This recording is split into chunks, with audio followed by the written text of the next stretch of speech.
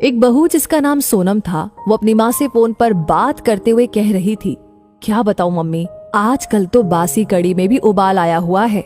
जब से पापा जी रिटायर हुए हैं, दोनों लोग फिल्मी हीरो हीरोइन की तरह दिन भर अपने बगीचे में ही झूले पर विराजमान रहते हैं। न अपने बालों की सफेदी का लिहाज है, न बहू बेटे का। इस उम्र में दोनों मेरी और नवीन की बराबरी कर रहे हैं। तब तक चाय पीने के लिए सोनम को पूछने प्रभा जी यानी कि सासू माँ उसके कमरे की तरफ बढ़ी, पर उदास मन से रसोई में दाखिल हुई। उन्होंने सब कुछ सुन लिया था, पर नजरअंदाज करते हुए खामोशी से चाय बनाकर ले गई और सोनम को भी उसी के कमरे में दे दी।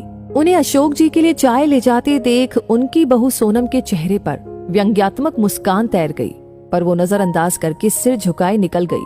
पति के रिटायर होने के बाद कुछ दिन से उनकी यही दिनचर्या हो गई थी। अशोक जी की इच्छानुसार अच्छे से तैयार होकर अपने घर के सबसे खूबसूरत हिस्से अपने पेड़ पौधों के साथ बैठना, क्योंकि सारी उम्र तो उनकी बच्चों के लिए जीने में ही निकल गई थी। तो जीवन संध्या में दोनों लोग साथ समय भी गुजारते और वहां पड़ी मेज चार कुर्सी उस भाग को और भी मोहक बना देती और दिन भर के बहुत से कार्य वहां पर आसानी से निपट जाते। पांडे विला, जो 2 मंजिला कोठी नुमा घर अशोक और प्रभा का जीवन भर का सपना था, बड़ा खूबसूरत लगता देखने में। उस पर वातावरण भी बेहद सुरमय। 20 बाई 20 गज की कच्ची जगह भी थी उस घर में। बाहर जहां था प्रभा के सपनों का बगीचा, बेला के पौधे, हर सिंगार का घनेरा पेड़, अंगारों सा दहकता गुड़हल का पेड़ और छोटा सा टैंक जिसमें कमल के फूल खिले रहते। जाड़े में तो रंग बिरंगे फूल, डहेलिया, गुलाब, पैंजी और तमाम किचन गार्डन की सब्जियां 4 चांद लगा देती देखने वाले की आंखों में। और रसोई घर में भी ताजे धनिया, पुदीना, मेथी की बहार रहती। हर मौसम में घर खुशबू और सकारात्मक ऊर्जा से सरोबार रहता। उस पर वहां पड़ा झूला जो भी वहां बैठ जाता तो उठने की इच्छा ही नहीं होती। जाड़ों में वही तसले में आग जलती और भुने आलू शकरकंद के मजे लिए जाते, तो बरसात में सुलगते कोयलों पर सिकते भुट्टे स्वर्ग के आनंद की अनुभूति करवाते। अशोक जी ने वो जगह छुड़वाई तो प्रभा और अपने लिए कमरे के लिए, लेकिन संयोग ऐसा बना कि जिम्मेदारी ने उन्हें उस जगह का इस्तेमाल ही नहीं करने दिया। ऐसे में प्रभा ने अपने खाली समय और उस खाली जगह का इस्तेमाल इस बुद्धिमता से किया कि वो कोना घर की जान बन गया। उनका पूरा खाली समय वहीं पर बीत जाता। अब उन्हें उस जगह कमरा न बना पाने का मलाल भी न था, पर प्रभा को अरमान था घर में झूला हो तो अशोक जी ने उसे वहां जरूर लगवा दिया। पेड़ों से लगाव कुछ ऐसा हो गया कि फिर दोनों में से किसी की इच्छा उनके स्थान पर कमरा बनवाने की हुई ही नहीं। पर वो और अशोक कभी एक साथ उस जगह कम ही बैठ पाते। कभी प्रभा अनमनी होती तो अशोक बड़े जिंदा दिल शब्दों में कहते, पार्टनर रिटायरमेंट के बाद दोनों इसी झूले पर साथ बैठेंगे और खाना भी साथ में खाएंगे, हर शिकायत दूर करेंगे। फिलहाल हमें बच्चों के लिए जीना है। बच्चों के करियर पर सब कुछ बलिदान हो गया। अब बेटा भी अच्छी नौकरी में था और बेटी भी अपने घर की हो चुकी थी। रिटायरमेंट के बाद घर में थोड़ी रौनक रहने लगी थी। अशोक जी को भी घर में रहना अच्छा लग रहा था। बड़े पद पर थे तो कभी उनके कदम घर में टिके ही नहीं। गांव से आकर शहर में बसेरा बनाना आसान न था, लेकिन किसी तरह 400 गज जमीन कर ली। सहधर्मिणी प्रभा जी भी सहयोगी महिला थी तो मंजिल और आसान हो गई। अब दोनों पति पत्नी आराम के पलों को संजो लेना चाहते थे। उनके घर में जरूरी सब सुविधाएं भी थी। फिर भी बहू सोनम को न जाने क्यों वो कोना सबसे ज्यादा खटकता था, क्योंकि कोई भी बंधन न होने पर भी अशोक जी के घर में रहने से उसे घर का काम बड़ा महसूस होता था। दिन भर उसके साथ लगी रहने वाली प्रभा का अब थोड़ा समय अपने पति को देना उसे अखड़ने लगा था। अक्सर वो नवीन को उसके माता पिता के लिए ताने देने का कोई भी मौका नहीं छोड़ती थी। उसने उस कोने से छुटकारा पाने के लिए नवीन को एक रास्ता सुझाते हुए कहा, क्यों ना हम बड़ी कार खरीद ले। नवीन ने कहा, आइडिया तो अच्छा है, पर रखेंगे कहाँ? एक कार रखने की ही तो जगह है घर में। नवीन थोड़ा चिंतित स्वर में बोला, जगह तो है ना, वो गार्डन तुम्हारा जहां आजकल दोनों लव बर्ड्स बैठते हैं। सोनम थोड़े तीखे स्वर में बोली, थोड़ा तमीज से बात करो। नवीन क्रोध से बोला जरूर, पर उसने भी अशोक जी से बात करने का मन बना लिया था। अगले दिन वो कुछ कार की तस्वीरों के साथ शाम को अपने पिता के पास गया और बोला, पापा, मैं और सोनम एक बड़ी गाड़ी खरीदना चाहते हैं। पर बेटा, बड़ी गाड़ी तो घर में पहले ही है, फिर उसे रखेंगे कहाँ? अशोक जी ने सवाल किया। ये जो बगीचा है यहीं गैराज बनवा लेंगे।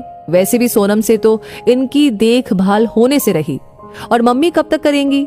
इन पेड़ों को कटवाना ही ठीक रहेगा। वैसे भी ये सब जड़ें मजबूत घर की दीवारों को कमजोर कर रही हैं। प्रभा तो वहीं कुर्सी पर सीना पकड़कर बैठ गई। अशोक जी ने क्रोध को काबू में करते हुए कहा, मुझे तुम्हारी माँ से भी बात करके थोड़ा सोचने का मौका दो। क्या पापा, मम्मी से क्या पूछना? वैसे भी इस जगह का इस्तेमाल भी क्या है? नवीन थोड़ा चिड़चिड़ाकर बोला, आप दोनों दिन भर इस जगह बगैर कुछ सोचे समझे 4 लोगों का लिहाज किए बगैर साथ बैठे रहते हैं। अब कोई बच्चे तो है नहीं आप दोनों, और अब घर में सोनम भी है, छोटे बच्चे भी हैं, पर आप दोनों ने दिन भर झूले पर साथ बैठे रहने का रिवाज बना लिया है, और ये भी नहीं सोचते कि 4 लोग क्या कहेंगे। इस उम्र में मम्मी के साथ बैठने की बजाय अपनी उम्र के लोगों में उठा बैठी करेंगे तो वो ज्यादा अच्छा लगेगा, ना कि ये सब। और वो दन दनाते हुए वहां से अंदर चला गया। अंदर सोनम की बड़बड़ाहट भी जारी थी। अशोक जी भी एहसास कर रहे थे प्रभा के साथ अपनी ज्यादती का। जब कभी पत्नी ने अपने मन की कही तो उन्होंने उन्हें ही सामंजस्य बिठाने की सीख दी, पर आज की बात से तो उनके साथ प्रभा जी भी सन्न रह गई।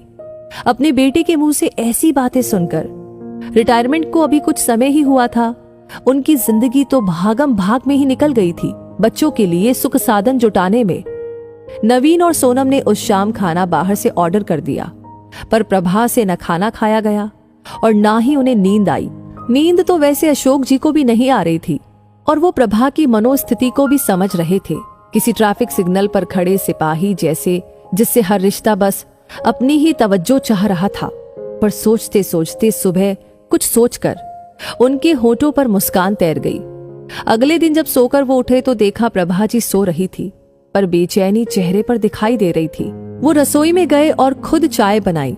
कमरे में आकर पहला कप प्रभा को उठाकर पकड़ाया और दूसरा खुद पीने लगे। आपने क्या सोचा? प्रभा ने रुआंसे लहजे में पूछा। मैं सब ठीक कर दूंगा, बस तुम धीरज रखो, अशोक बोले। पर हद से ज्यादा निराश प्रभा उस दिन पौधों में पानी देने भी न निकली और न ही किसी से कोई बात की। दिन भर सब सामान्य रहा, लेकिन शाम को अपने घर के बाहर टू लेट का बोर्ड टंगा देखकर नवीन ने भौचक के स्वर में अशोक से प्रश्न किया, पापा माना कि घर बड़ा है, पर ये टू लेट का बोर्ड किस लिए? अगले महीने मेरे स्टाफ के मिस्टर गुप्ता रिटायर हो रहे हैं तो वे इसी घर में रहेंगे, उन्होंने शांतिपूर्ण तरीके से उत्तर दिया। हैरान नवीन बोला, पर कहां? तुम्हारे पोर्शन में, अशोक जी ने सामान्य स्वर में उत्तर दिया। नवीन का स्वर अब हकलाने लगा था। और हम लोग? तुम्हें इस लायक बना दिया है तो 2-3 महीने में कोई फ्लैट देख लेना या कंपनी के फ्लैट में रह लेना अपनी उम्र के लोगों के साथ। अशोक जी एक एक शब्द को चबाते हुए बोले, हम दोनों भी अपनी उम्र के लोगों में उठे बैठेंगे। सारी उम्र तुम्हारी माँ की सबका लिहाज करने में निकल गई, कभी बुजुर्ग तो कभी बच्चे। अब लिहाज की सीख तुम सबसे लेना बाकी रह गया था। पापा मेरा वो मतलब नहीं था, नवीन ने सिर झुकाकर बोला। नहीं बेटा, तुम्हारी पीढ़ी ने हमें भी प्रैक्टिकल बनने का सबक दे दिया। जब हम तुम दोनों को साथ देखकर खुश हो सकते हैं तो तुम लोगों को हम लोगों से दिक्कत क्यों है?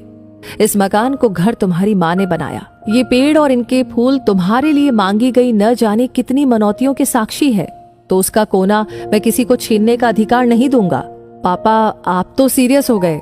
नवीन के स्वर अब नम्र हो चले थे। नहीं बेटा, तुम्हारी माँ ने जाने कितने कष्ट सहकर, कितने त्याग करके मेरा साथ दिया। आज इसी के सहयोग से मेरे सिर पर कोई कर्जा नहीं है, इसलिए सिर्फ ये कोना ही नहीं, पूरा घर तुम्हारी माँ का ऋणी है।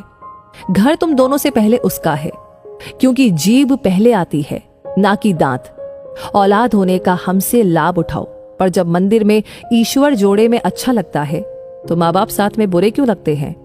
जिंदगी हमें भी तो एक ही बार मिली है, और इस तरीके से मकान को घर बनाने वाली को आखिर अपना कोना मिल ही गया। तो दोस्तों, ये कहानी आपको क्या कहती है? इस कहानी से क्या सीख मिलती है? आपकी क्या राय है? कमेंट सेक्शन में अपनी राय जरूर बताएं। लाइक ऑलरेडी कर दिया है तो इस कहानी को शेयर करना बिल्कुल ना भूलें। साथ ही साथ आपके लाइक, कमेंट्स, आपका ये ढेर सारा प्यार हमें इंस्पायर करता है ऐसी कहानियां आप तक पहुंचाने के लिए। वैसे हर वीडियो सबसे पहले आप तक पहुंचे उसके लिए एक छोटा सा काम, हमारे पेज को तुरंत फॉलो करें मिलूंगी आपसे बहुत जल्दी ही और ऐसी कहानियों के साथ। तब तक के लिए कहूंगी धन्यवाद।